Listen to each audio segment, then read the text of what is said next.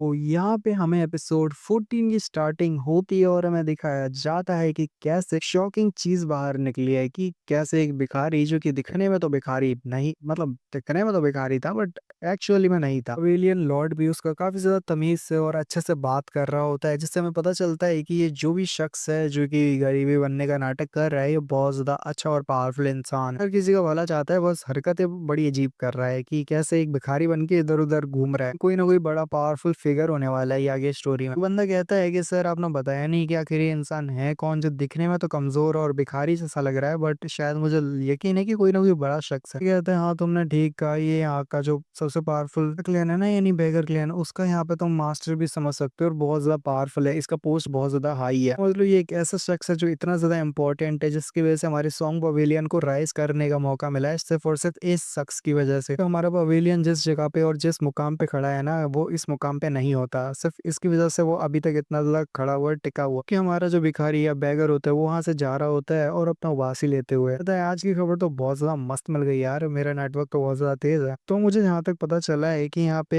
Eldest son है वेंग भी है, तो 13 इलाइट्स में से मावेंग को हराने वाला जो कि डार्क पाथ पे चलता है, मावेंग जो कि बहुत ज्यादा स्ट्रांग में, उसको उस आसानी के साथ आग में झुलस के मार दिया योन क्लैन की एल्डेस्ट सन ने। तो ये बहुत बड़ी बात है कि जो यहाँ पे सबसे ज्यादा पावरफुल है और अपनी महारत हासिल कर ली है जिस फायर में, आग में ही उसने उसको झुलस के जला के मार डाला। जरा सोचो तो जरा एक बार, तो बहुत ज्यादा दिलचस्पी हो रही है उस एल्डेस्ट सन के बारे में जानने के लिए कि आखिर वो बंदा है कैसे तरह का, क्या वो अच्छा है, क्या वो बुरा है, क्या वो बुराई के साथ है अच्छाई के, जो भी हो, पर वो बंदा बहुत ज्यादा टैलेंटेड और यंग जीनियस है। जो भी हो, योन मतलब अजूरे माउंटेन योन क्लैन के एल्डेस्ट सन मैं बहुत ज्यादा बेताब हूँ और उत्सुक भी हूँ। हमारा जा रहा हूँ तुमको ढूंढने के लिए, बस मुझे तुम मिल जाओ आखिरकार। अब तो आगे तरफ बढ़ जाता और कहता है अरे मुझे पता है यहाँ पे तुम कहाँ पे मिलने वाले हो, रिंग ऑफ सक्सेसर में तुम पक्का मुझे मिलोगे क्योंकि वहीं पे सारे यंग मास्टर और बड़े बड़े पैलेस के लोग वहीं पे इकट्ठे होने वाले हैं, तो मैं वहां पे मिलता हूँ। और उसके साथ वो वहां से भाग जाता है और हम देखते हैं नेक्स्ट सीन फॉरेस्ट का होता है, जहाँ पे हमारा जो येन होता है, हमारा जो ओजियोंग होता है, वहाँ पे अपने स्पेयर्स के साथ प्रैक्टिस वगैरह कर रहा होता है और वो देखता है जो भाले के साथ जो होता है ना सामने एक होल पे ट्री पे मारता है, तो साथ ही उसमें बड़ा सा होल हो जाता है और वो कहता है टोटोइस टेक्निक जो है वो काफी ज्यादा स्पेशलाइज्ड है डिफेंस के लिए, अगर आप इसका ठीक से इस्तेमाल करना सीख जाओ और यहाँ पे ऐसे होल कर पाओ तो इसका मतलब एक एक्सेलेंट ऑफेंसिव पावर बन सकता है, यानी कि आप इसको हमले में भी यूज कर पाओगे। उसको वो एक और इफेक्टिवनेस बताते हैं और बताता है कि इसका एक और तरह से इस्तेमाल हो सकता है, और फिर वो और चीजें भी बताता है जो कि अभी ज्यादा इंपॉर्टेंट नहीं है। फिर वो एक लंबी सी सांस छोड़ता है और लंबी सी सांस भर के छोड़ता है, तो उसके बाद वो कहने लगता है कि ये की को मैं महसूस कर सकता हूँ। टोटोइस टेक्निक जो ये रोबस्ट मतलब ब्लैक टोटोइस टेक्निक काफी ज्यादा सही है। साइड में देखता है तो वहां से हमारा वो निकलता है यानी शिनमो, और कहने लगता है कि सर मुझे माफ करना कि आपके प्रीशियस टाइम में मैं यहाँ पे आपके आने के बाद टाइम को बर्बाद कर रहा हूँ। क्या हम आगे बढ़ सकते हैं, क्योंकि क्या आपकी अगर ट्रेनिंग पूरी हो गई हो तो हमें आगे बढ़ना पड़ेगा क्योंकि अब हमारे पास इतना ज्यादा समय नहीं। हमारा यंग मास्टर कहता है ये सब छोड़ो, चलो मुझे बताओ कि जाए पाऊँ कहाँ पे है। तो वो बंदा कहता है अच्छा सेकंड यंग लॉर्ड कि उसे थोड़ा बहुत रहने के लिए अकेले समय चाहिए, तो वो अकेले यहाँ पे कहीं और चले गए हैं, तो हम उनको रोक नहीं सकते क्योंकि वो था यंग लॉर्ड। तो हमारा वो कहता है हो जियोंग कि आखिर तुमने उसको जाने क्यों दिया, यहाँ जंगल बहुत ज्यादा बड़ा है, वो खो गया तो पता लगे कि वो खोएगा नहीं क्योंकि वो सेंस करने में बहुत ज्यादा अच्छा है, बट फिर भी किसी को ऐसे जाने देना ये ठीक नहीं है, मतलब वो अकेला क्यों रहना चाहिए, मुझे शक हो रहा है। तो साथ ही वो जब साथियों की तरफ देखता है ना, यहाँ पे वो के जो नॉर्मल गार्ड्स होते हैं उनकी तरफ देखता है, तो उनके चेहरे उतरे हुए से होते हैं जैसे कुछ ना कुछ बात को लेके यहाँ पे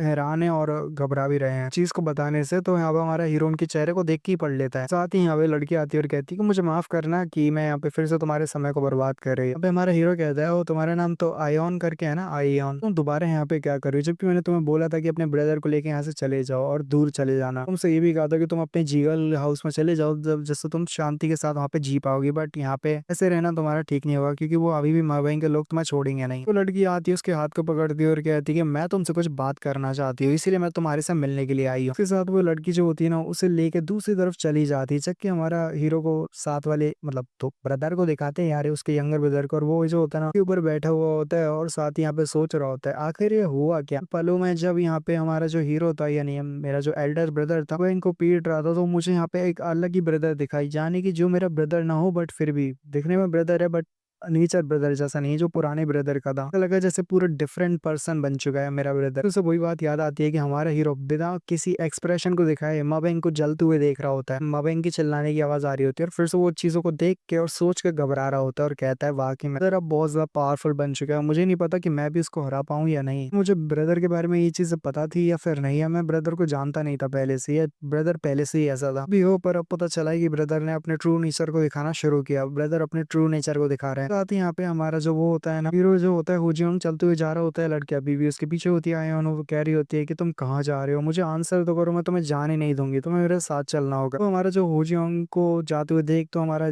वो होता है ना जाइपियोंग, वो कहता है ब्रदर ब्रदर यहाँ क्या कर रहा है उस सिस्टर के साथ जो जाइगल फैमिली से है। तो फिर से वही दो रूप आते हैं जो सोचने के लिए होते हैं कि एक अच्छा वाला और एक बुरा वाला। तो सेम वो कुछ चीजें करता है और सोचने के बाद कंक्लूजन में पहुंचता है कि मेरे को इनका पीछा करना है और सॉरी फादर फादर बोलते हुए वो आगे अपनी बुराई की तरफ आगे बढ़ता है, यानी कि इनकी जांच पड़ताल करने के लिए कि क्या करेंगे ये लोग। तो थोड़ा और फॉरेस्ट की गहराइयों में आने के बाद हमारा जो होजियांग होता है वो कहता है फाइन अब बताओ क्या कि तुम्हें क्या बात करनी थी, तो मुझे तुम बता सकती हो। कुछ जीगाल फैमिली कुछ डिवाइन स्किल के बारे में बताती है जो कि सीक्रेट टेक्निक है उनके जीगल हाउस की, बट फिर भी ऐसे हुआ मेरे को समझ नहीं आया। तो मैं तुम्हें ठीक से बताती हूँ तो मुझे एक्सप्लेन करना। मैंने यहाँ पे इसका यूज किया मावेंग के ऊपर जब मैंने इसी ब्लो के साथ हिट किया था फिर भी यहाँ पे कुछ नहीं हुआ। मैंने अपनी पूरी एनर्जी भी लगा दी, मैंने सब कुछ पावर लगा दी, बट फिर भी यहाँ पे कोई नुकसान क्यों नहीं पहुंचा मुझे अभी तक समझ नहीं आया। मतलब इससे वो कैसे यहाँ पे बच गया जबकि इसका हमले के साथ तो उसे मर जाना चाहिए था डायरेक्ट हिट में। कि यहाँ पे मेरी यहाँ पावर्स के साथ उसे कोई नुकसान नहीं पहुंचा जबकि तुमने उसे आसानी के साथ मार दी, ये कैसे हो गया। तो यहाँ पे हमारा हीरो कहता है सर जहां तक देखें तो तुम्हारी जो इनर की है ना वो वुड के रिलेटेड है, यानी वुड बेस्ड है ना। ये हैरान हो जाती है और फिर उसके बाद हमारा हीरो कहता है कि बाकी में तुम्हारी जो वुड की रिलेटेड पावर है वो वुड के रिलेटेड ही है। तुम्हारी जो इनर एनर्जी है वो एक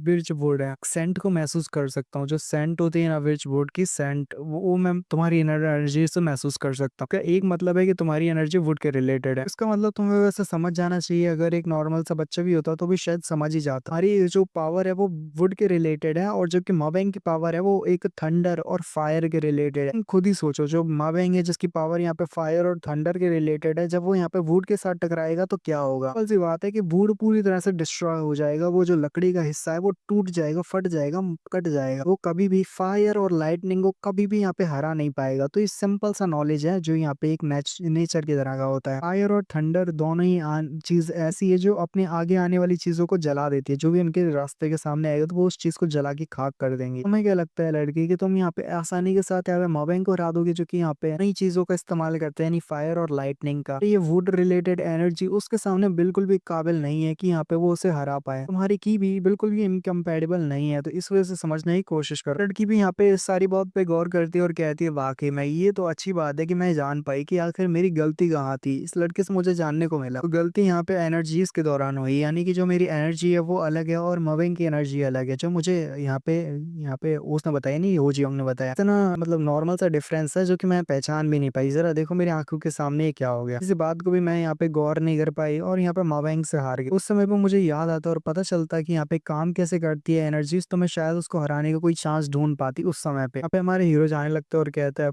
क्योंकि मैंने तुम्हें बता दिया और तुम्हें समझा दिया कि तुम्हारी गलती कहाँ थी, तो अब मैं चलता बनता हूँ। की कहती है अरे मुझे कुछ और भी पूछना है तुमसे। अब यहाँ पे हमारी लड़की अब हीरो से दोबारा से क्या पूछने वाली है और अब उसने फिर से हमारे हीरो को क्यों रोक लिया, अब आप ही मुझे कमेंट करके बताओ भाई ये क्यों बार बार रोकना चाहती है हमारे हीरो को। कल तक वीडियो में sign, peace out, good bye, tata, bye bye bye.